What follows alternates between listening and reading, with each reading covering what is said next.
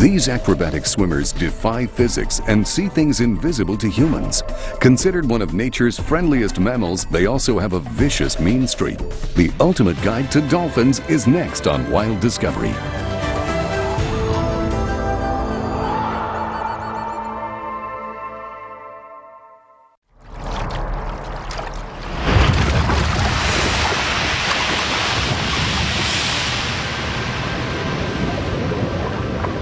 Wouldn't it be nice to be a dolphin? To live in a world so peaceful and carefree? But then, maybe it only looks peaceful and carefree. For all our fascination with these animals, we know very little about them. Because until recently, studying wild dolphins was about as easy as studying an animal that lives on Mars.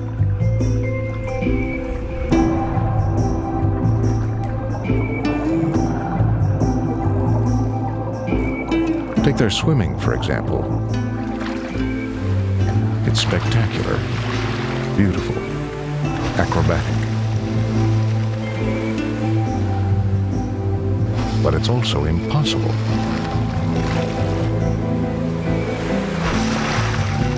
At least, that's what physics seems to say.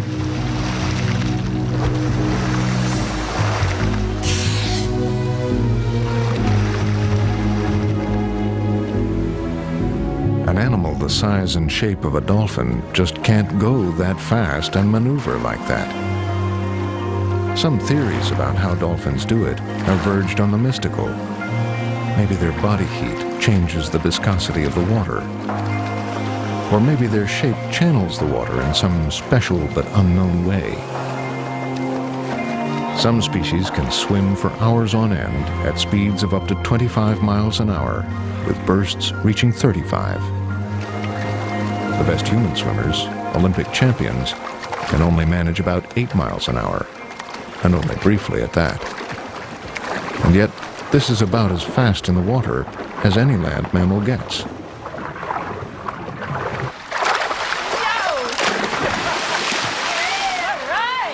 Terry Williams, an animal physiologist at the University of California, Santa Cruz, is trying to find out what makes dolphins so athletic. She and her team are testing the power and stamina of two captive-born bottlenose dolphins. This one is Primo. He'll swim against a load cell, a force-sensitive disc fixed to the wall of the pool. It measures the pressure he exerts. I want you to give me a reading of the load every 2 seconds, all right? Sounds good. The hood over Primo's blowhole will gauge his oxygen input and carbon dioxide output. Primo's trainer, Billy, keeps him swimming at a steady rate while he listens to a readout of Primo's pushing power. 72, 72, 72, 72, 65, 65, 65, 65. The reason we're doing the load cell experiments is just to find out what kind of an athlete bottlenose dolphins are. We know that dolphins can swim maybe 5 times faster than our best human Olympic swimmer, and we don't know how they do it. So what we're trying to find out is basically all the bits and pieces that make up a great swimming athlete. 42, 61, 62, 62. Good job, Primo. 75. Good. 75, 80. What they're measuring is the dolphin's so-called cost of transport. That's how much energy it takes to move an animal of a given weight a given distance. Good boy. The team has discovered that of all the costs of transport ever measured, the lowest is a dolphin's. In other words, as far as anyone knows, it's the world's most effortless swimmer. Terry measures people's efforts too. These are the university's speed swimmers. They're being used as a yardstick to see just how efficient dolphins are. They're not a patch on a dolphin, of course. But when dolphins are compared to other sea animals, sharks, say, they're not that much more efficient, which means that the difference must lie in some special dolphin tricks and shortcuts.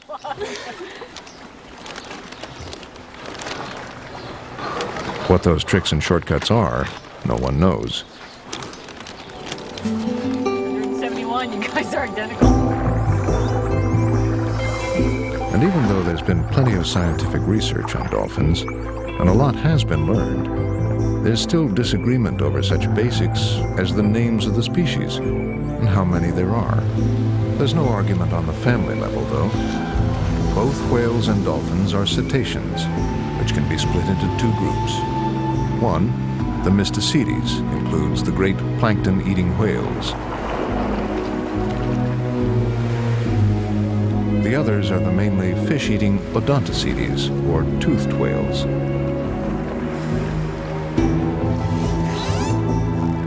This group includes all 40 species of dolphins, from the acrobatic dusky dolphin to the spectacular spinner to the beautiful spotted dolphin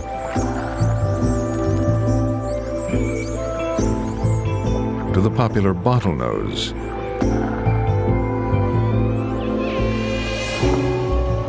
and the powerful orca, or killer whale. Not a whale at all, but by far the largest member of the dolphin family. In fact, there are several dolphins with whale as part of their name. They are also sometimes called blackfish, which is even more misleading, since not all are black, and of course, none are fish. Dolphins come in all shapes, sizes, and colors.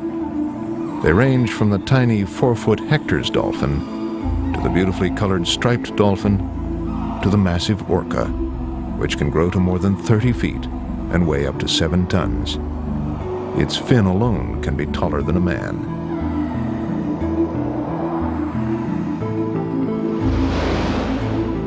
Slightly different in shape are the 6 species of porpoise. They have shorter, chunkier bodies, high foreheads, and less well-defined beaks. And the tips of a porpoise's teeth are completely different from a dolphin's. While a dolphin's teeth are sharp and conical for grabbing fish, a porpoise's are flat and spade-like, but also for grabbing fish. No one knows for sure why the teeth are so different, for strangely, apart from this, the animals are very similar. Dolphins live in all the oceans, from the freezing waters around the poles to the warmth of the tropics. But oceans aren't the only place they're found.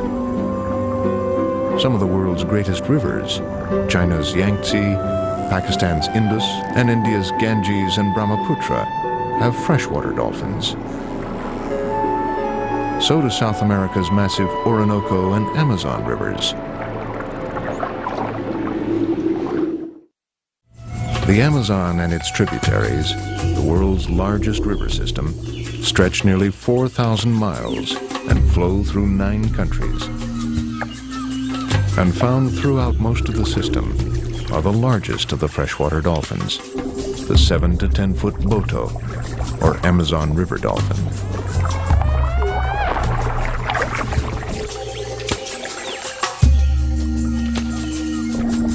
This is a mother with a large calf that hasn't yet quite mastered catching fish.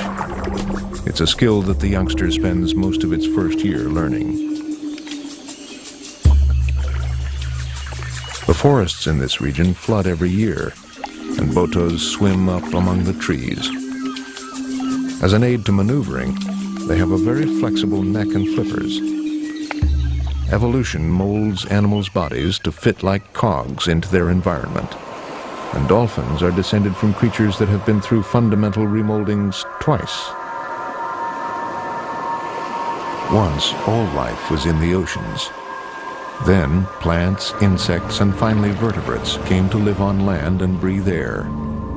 So the dolphin's ancestors evolved over hundreds of millions of years into mammals, into what are now called mesonychids. They looked like wolves, but were more closely related to cows and deer. About 50 million years ago, they foraged in swamps and estuaries. And as they foraged deeper into the water, their bodies changed. They became aquatic again. They became an animal called archaeocetes. They were still mammals, though, so they couldn't breathe underwater, but they could evolve to make breathing easier. Archaeocetes' nostrils fused into one, moved to the top of its head, and became a blowhole. The body became more streamlined. There was a dorsal fin to aid balance, but unlike a fish's fin, without a bone structure. The front legs became fins for steering, though they still have a land mammal's finger-like bones.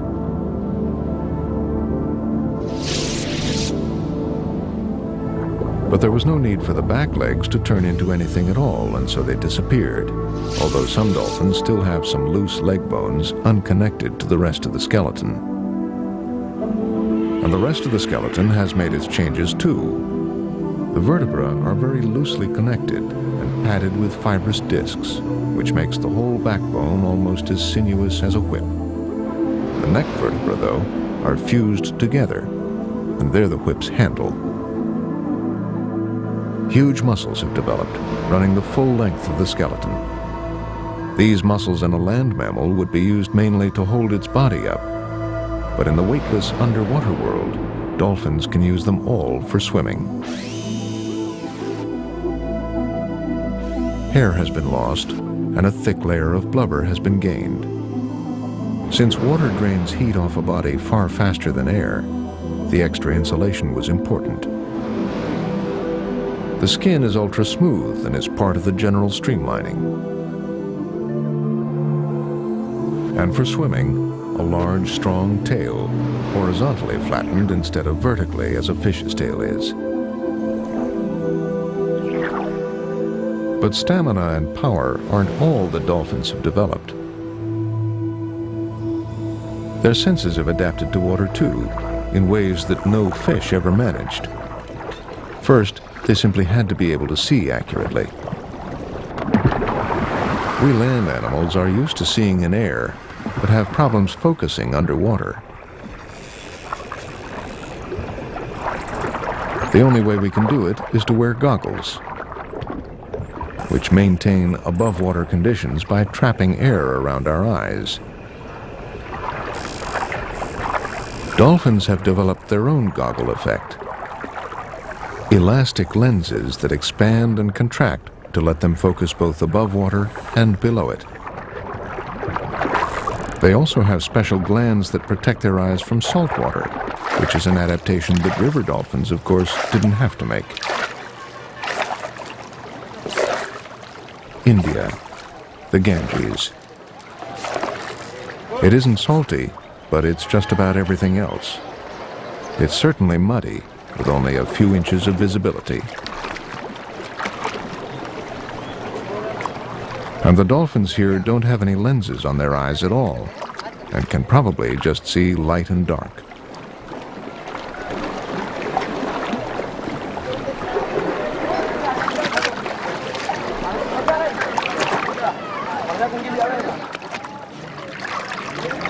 So how does the Ganges dolphin find its way around?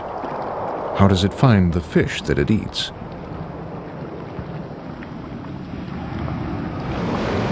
It relies almost exclusively on a sense that all cetaceans are masters of: echolocation, sonar. Its entire head is built around an array of sending and receiving equipment. The dolphin makes clicks near its blowhole, and then in a fat-filled cavity in its forehead called a melon, the sound is guided into a narrow beam. Sound is sent out as a series of short pulses. The echoes that are reflected back are heard through the dolphin's lower jaw, which is connected to the ears. It's as good as vision. In some ways, better. Dolphins can see things that can't be seen. Dave Goodson is from the Underwater Acoustics Group at Loughborough University in England. We're looking at the dolphin sonar, and just to put it into perspective, a bottlenose dolphin can see something the size of an orange about 80 meters ahead of him. And that is approximately equivalent to the echo it would get from quite a large fish, but one that it could still swallow whole. So we've got a good feel, I think, for what they do in the wild when they're looking for fish mid-water. But then we discover the interesting things, like the dolphin who is looking into the seabed surface at close range and clearly has detected the presence of a fish that's buried in the sand. Now, the echoes at the frequencies they produce should bounce from the sand, but they're able to get some information from below the sand particles, and they will sometimes even dive into the sand to recover them. If dolphin sonar seems sophisticated, it's because the animals have had 20 million years to adapt and perfect it. But it's the sensitivity and accuracy of dolphin sonar that fascinates scientists. And it's the receiving equipment that seems most sophisticated. As a sonar engineer rather than a biologist, Dave has investigated the dolphin as a sonar system, and it's the lower jaw, the teeth in particular, that's been given the most scrutiny. The interesting thing about this is that the spacing between these teeth is actually the same all the way along the jaw. Now that seems a little strange, but it also makes sense because this is about one wavelength apart in seawater at the highest frequency these animals operate. So the question comes to mind is, are the teeth playing some part in echo reception? Dave believes that the teeth are acting in an array, like a TV antenna. But to be able to sense direction, one array has to be offset against the other. And that's exactly what the dolphins have done. One side of a set of teeth is pitched precisely half a tooth space further forward than the other. This means the echoes from a target arrive on one side sooner than the other, and the dolphin's brain can immediately compute an exact position. Actually, echolocation is less like vision and more like touch. Touch itself is also an important sense for dolphins. They use it to both identify unfamiliar objects and for social interactions. They use their flippers, dorsal fin, beak, and tongue to investigate their surroundings. Males sometimes even use their penis.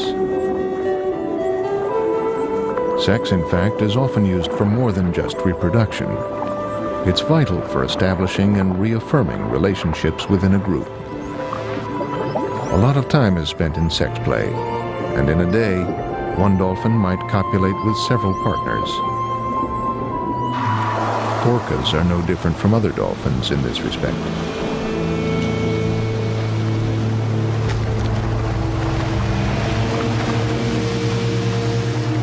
But for all this sex, actual conception is rare. It happens only once every 2 or 3 years. This means that male competition for females in heat can be intense. They perform leaping mating ballets, chasing and caressing for several hours before mating. Gestation periods vary among species, but tend to be about 10 months. The calf is born 1 to a pregnancy, and unlike any other mammal, tail first. It instinctively rises to the surface for its first breath. Though dolphins have very little sense of smell, their sense of taste is excellent. The mother squirts the rich milk directly into the calf's mouth.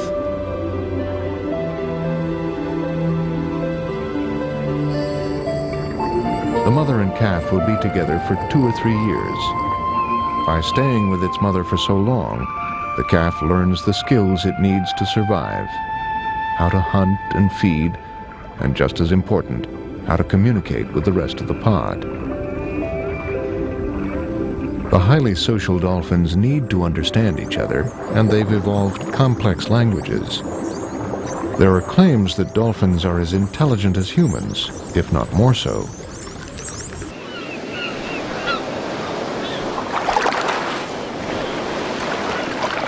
Intelligence has enabled dolphins to operate in teams. Of all the dolphin languages, the kind used by orcas is thought to be the most sophisticated. Here in northern Norway, they're using it as they work a huge shoal of herring. Whole families, sometimes 3 generations of them, tend to work together. First, the orcas start to corral the herring by swimming around and under the shoal. Communicating constantly and circling, leaping, and thrashing their tails, they keep tightening the herring knot.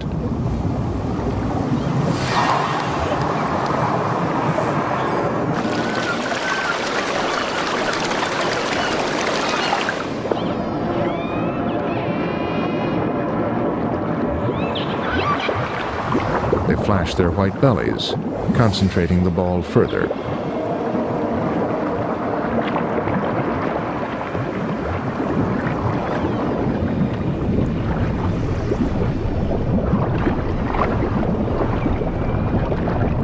The fish are stunned and disoriented by powerful tail strokes.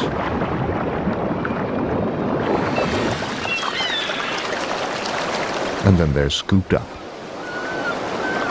An adult orca can eat more than 400 herring a day. And the seabirds get the leftovers.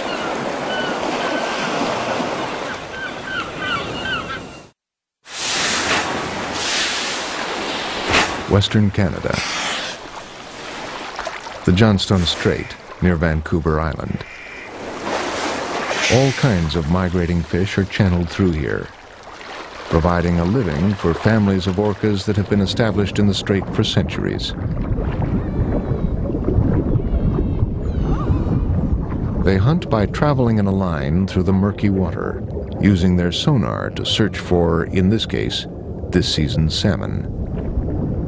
Then, once they've found a shoal this way, they can corral them, turn off their sonar, and go after the big fish by sight.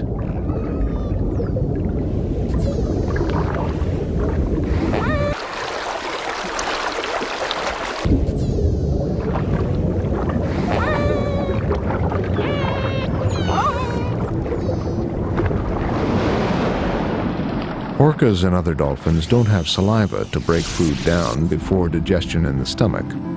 Instead, the stomach just goes ahead and processes large chunks of food. In fact, both whales and dolphins have two stomachs, the same as cows and other land herbivores, which is another clue to their evolution. One stomach is for storing food, the other for digesting it.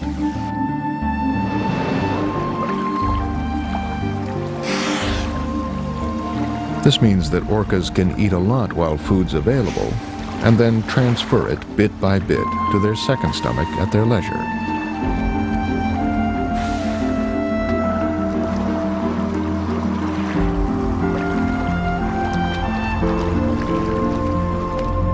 All dolphins dive, and some go as deep as 1,000 feet or more. When humans do long, deep dives, the increased pressure forces nitrogen from the air they're breathing to dissolve in their bloodstreams. Then, if they come up too fast, the nitrogen undissolves, making bubbles in the blood.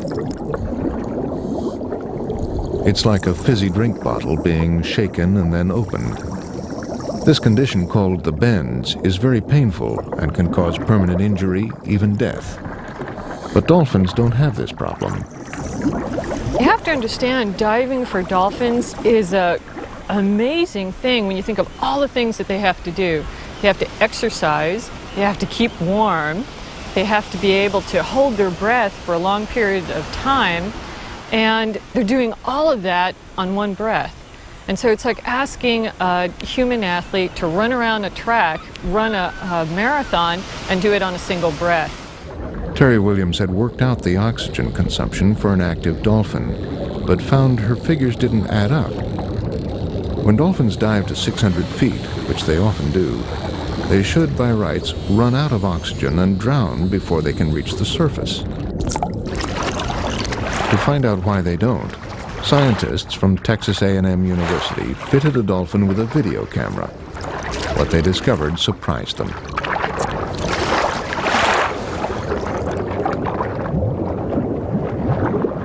Up until these experiments, it had been assumed reasonably that dolphins dive by swimming, but it turns out that they don't. After a few powerful tail strokes, the animals shut down their engines and drop like stones. As the water pressure increases, the flexible rib cage and lungs collapse, making the animal smaller and less buoyant. At the bottom of a deep dive, the heart races and the dolphin makes a few strokes for the surface. As it reaches 250 feet, the decreasing pressure lets the lungs open. The dolphin becomes buoyant and it glides the last leg to the surface, where in this instance, the scientists can retrieve their video footage. Water can rob the body of heat about 25 times faster than air, and so the animals had to figure out basically how to keep warm. The tough part, though, is that they always have that wetsuit on. So when they get into warm water, it's a tough situation on how to get rid of the excess heat. And the only places they can lose heat is across that dorsal fin, across the flukes, and then across the pectoral fins. And those are pretty small surface areas, but they serve as a terrific radiator that the animal can bring blood up into and then cool that blood and have it go back into the core of the body and help cool the animal down.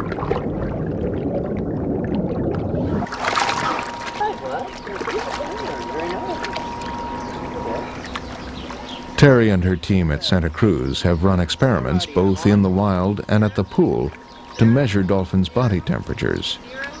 0.3, 0.3. Okay, let's take that one. I'll move the dorsal fin. 0.0, 0.1, 0.2, 0.2, 0.4, 0.5. What they've discovered by using heat sensors and thermal imaging cameras is that dolphins wait until they surface before rapidly pumping their hot blood to their tails and fins to be cooled.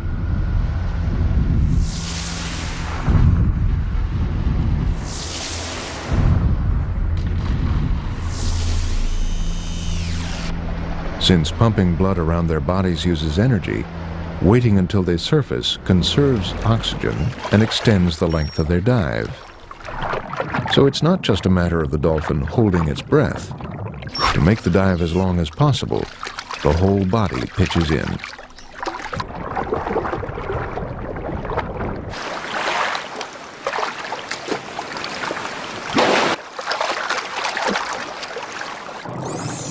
And when it comes to communication, the whole body also pitches in. Jaw snapping sends messages, and often what looks like a friendly grin is in fact a threat. Swimming upside down and twisting in a corkscrew movement reinforces the general mood. When a dolphin is angry, it arches its body, opens its mouth, claps its jaws loudly, and performs tail flaps and loud squawks.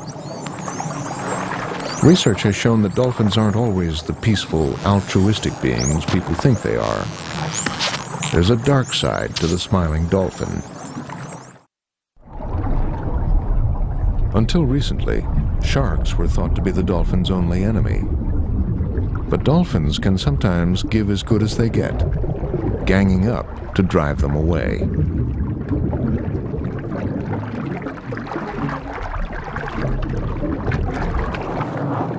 Dolphins often have scars and damaged or even missing fins and flippers as testimony to past shark encounters.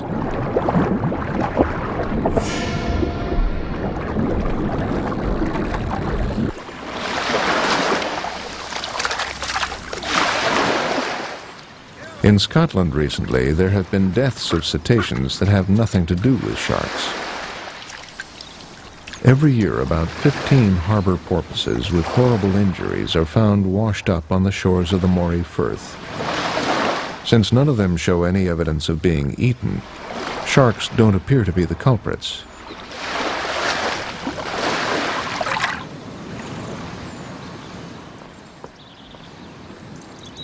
Many porpoise bodies are turned over to the Scottish Agriculture Centre and investigated by veterinary pathologist Tony Patterson. This particular porpoise was found in the Moray Firth, and over the last few years we found that almost 60% of the porpoises from that area have been killed by bottlenose dolphins.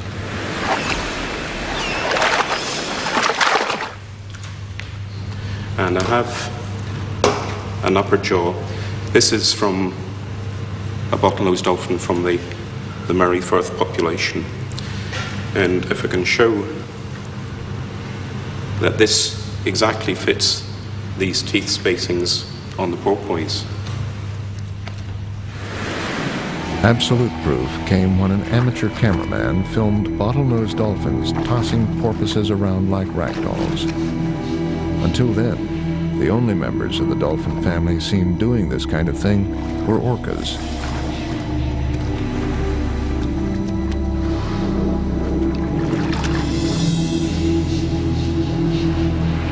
What we've discovered more recently is since 1992, we have had 5 young bottlenose dolphins in their first year of life with injuries identical to those we see in the porpoises, including rake marks.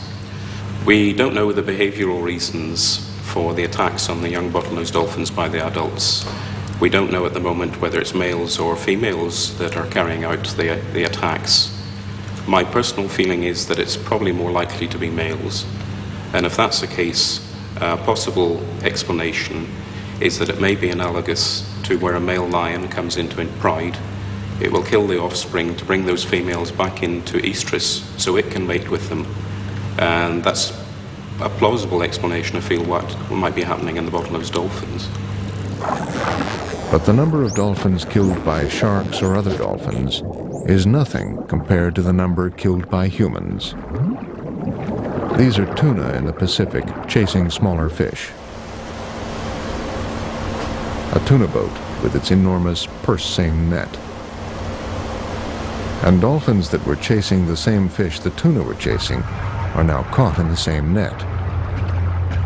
Every year, thousands of dolphins die this way, just as they die in other kinds of nets, or are killed because they damage fishing gear or simply scare away fish.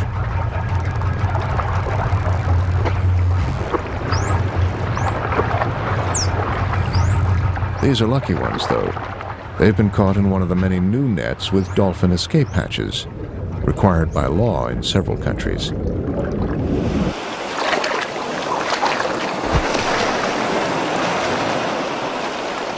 And dolphins sometimes seem to kill themselves. Like many other animals, a lot of dolphins and whales migrate.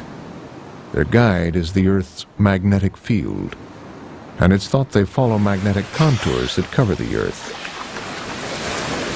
But even though dolphins are highly intelligent and social and have a built-in navigation sense, they still often swim up onto beaches and die there. These strandings are one of the great unsolved mysteries of the animal world.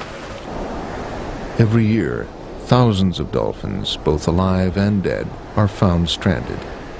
It's nothing new. The phenomenon's been documented for thousands of years.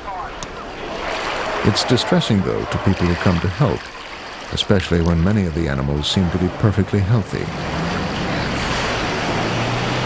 Only certain species tend to strand themselves, usually the most tightly knit social ones, such as pilot whales and false killer whales.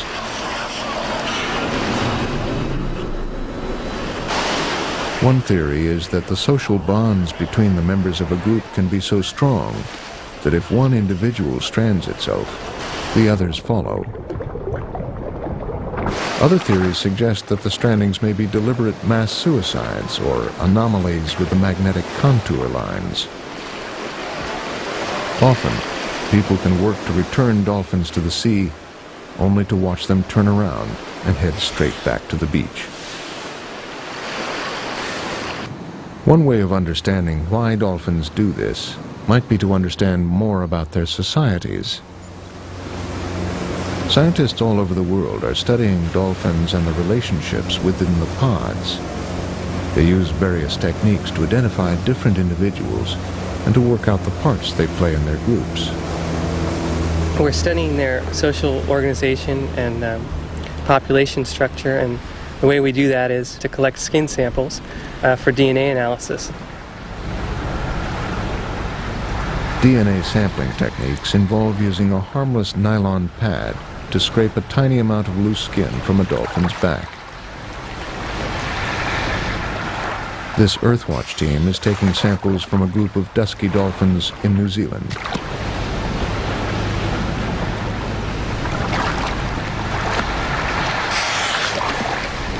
It's a very healthy population. There's a lot of genetic diversity there. So that's a good sign that these dolphins are doing quite well. As far as photo ID goes, we take pictures of their dorsal fins. The skin on the dorsal fin on the trailing edge is quite thin and sort of tears and tatters readily. It occurs naturally and leaves these natural marks that we can use for identifying individuals, and we can track them over time with these photographs.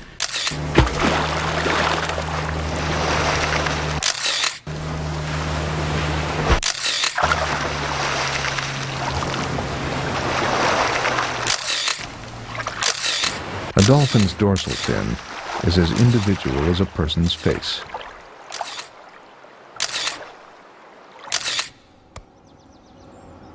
And the process of logging them is as painstaking as keeping records of human fingerprints. The photos have to be cataloged and converted into stacks of hand-drawn outlines, but they enable the scientists to follow individuals and record migration routes and family pod sizes. Intelligence helps make dolphins highly social animals, but as in any society, there tend to be individuals that are different, loners that seem to want to be sociable with species other than their own.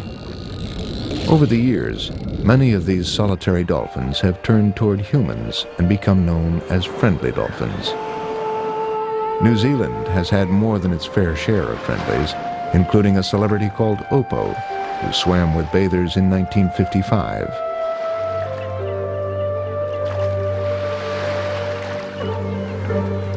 Oppo attracted visitors by the thousands. She let children ride on her back, but often smacked the shins of adults who came too close. She was suspiciously killed just one day before she was to have been given official protection by the local council.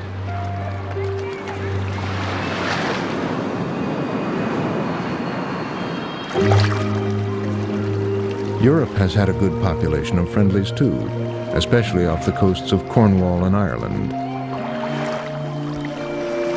Fungi, a lone male bottlenose dolphin, resides in a bay near Dingle on the Irish west coast, where people flock from all over the world year after year to see and swim with him.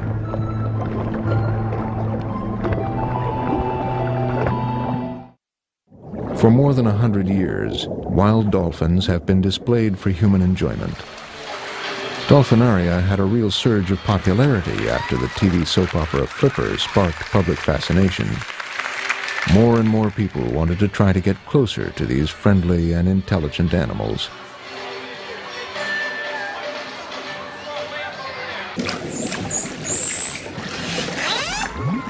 Dolphins are good crowd pullers, and every year dolphinaria are visited by more than 20 million people in the U.S. alone.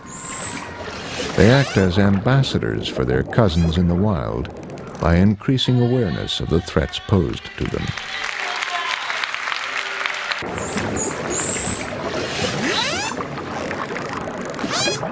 Dolphinaria have also provided the chance for long-term, close-up studies of dolphins.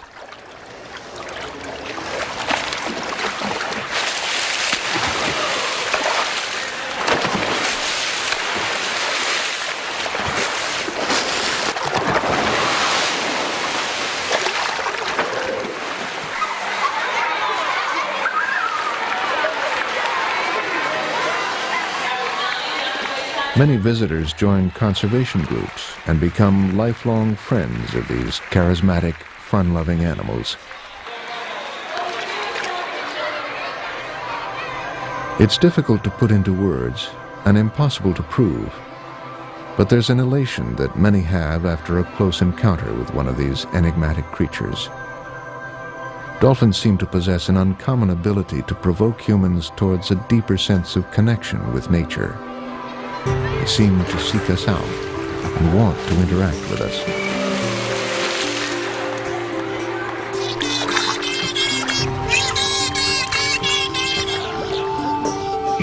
It's this interest of them in us that's been used by therapists around the world to help with the rehabilitation of disabled people, mainly children.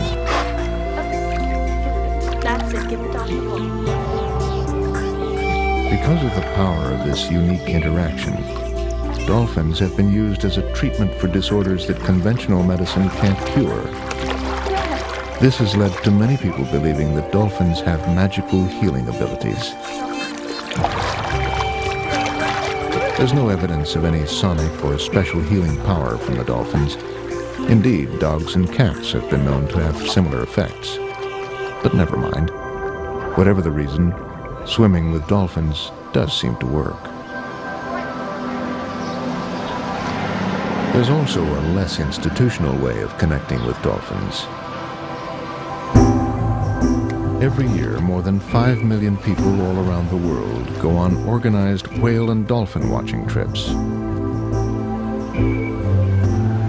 The lives of humans and the lives of dolphins are about as different as it's possible to be and still be on the same planet.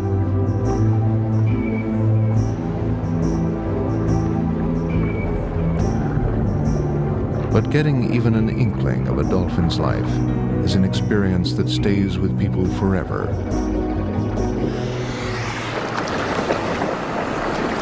There's little doubt that dolphins score highly in the popularity polls, even though they have few of the features that normally make animals popular with us: soft fur and large eyes and ears. Maybe we see dolphins as we'd like to see ourselves. We know we're causing them harm. So much harm, in fact, that the very existence of some species is under threat. But if we can't live in harmony with such intelligent animals, animals that seem actively to like us, what hope is there for other creatures on the planet? Like us, dolphins are intelligent, live in complex societies, and share their work. They are wild animals, and do wild animal things, such as fight each other for dominance and kill to eat. But then, so do we. Whatever their faults, there's no doubt there's something very special about dolphins. It's a feeling that anyone who's had a close encounter with these beautiful creatures won't be able to explain. But the experience will stay with them for the rest of their lives.